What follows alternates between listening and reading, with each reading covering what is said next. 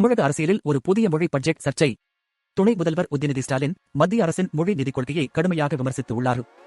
ஸ்டாலின் கூறுகிறார், கடந்த 10 ஆண்டுகளில் தமிழ் வளர்ச்சிக்கான அபார வாய்ப்புகள் வன்மையாக புறக்கணிக்கப்பட்டுள்ளன. மத்திய அரசு மட்டும் 150 கோடி ரூபாய் மட்டும் தமிழ் வளர்ச்சிக்கு ஒதுக்கியுள்ளது. அதே சில காலங்களில் மரணமடைந்த மொழி என்று அவர் குறிப்பிடும் சமஸ்கிருதத்திற்கு மொத்தம் 2400 கோடி ரூபாய் ஒதுக்கப்பட்டுள்ளது. இந்த எண்ணிக்கை மொழியின் பண்பாட்டு முக்கியத்துவத்தை மட்டுமல்ல, அரசியலில் எந்த மொழி பெரும் மதிப்பிற்கு உட்படுகிறது என்பதை வெளிக்காட்டுகிறது என்று அவர் வலியுறுத்தினார்.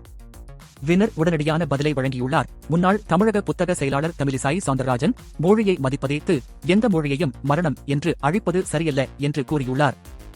இந்த விவாதம் தமிழ்நாட்டில் மொழி அடிநிலை பிரச்சனையை மீண்டும் எழுப்பி 2026 தேர்தலுக்கு ஒரு முக்கிய டப்பிங் புள்ளியாக மாற சிலதாக இருக்கலாம். நீங்கள் என்ன நினைக்கிறீர்கள்? தமிழ் வளர்ச்சிக்கு போதுமான நிதி வழங்கப்படுகிறதா? சமஸ்கிருதம் மரணமடைந்த மொழியா தமிழ்நாட்டை விட்டுவிட வேண்டுமா? கீழே உங்கள் கருத்துக்களை பகிருங்கள். லைக் ஷேர் செய்யவும், மேலும் தமிழன் செய்தி ஐ சப்ஸ்கிரைப் செய்ய மறக்காதீர்கள்.